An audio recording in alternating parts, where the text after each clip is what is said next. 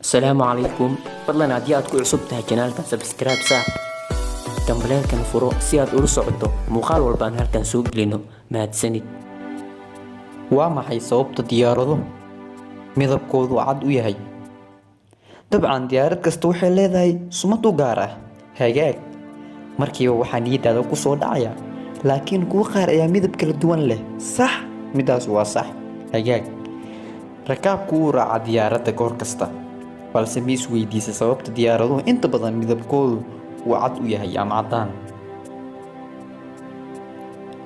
sababta ugu weyn ee diyaaraduhu midabkoodu badanaa caddaan u yahay ayaa ah in iftiinka ka imaanaya qoraxda uu sameeyo wax la yiraahdo humaag noqod, ama afka qalaad lagu yiraahdo sunlight reflection.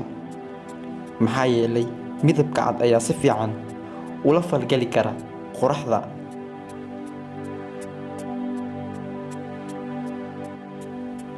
tusaale ahaan, markii aad wadato shaar madow ah oo aad qoraxda ku socdo waxaad dareemaysaa kuleel zaa'id ah.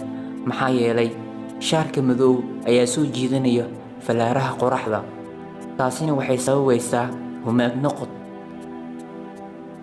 balse markii aad wadato shaar caddaan ah, qoraxdu aad ayuu ula falgalayaa, kadibna ma dareemaysid kuleelkii aad dareemaysay xilligii aad wadatay shaarka madow. haddaba taasi ayaa sabab ah.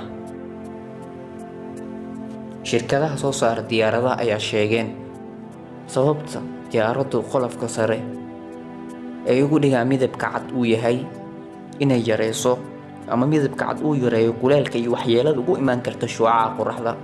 sidoo kale waxay sheegeen in midabka cad uu qiimo ahaan ka jaban yahay kuwa kale kana raqiisan yahay.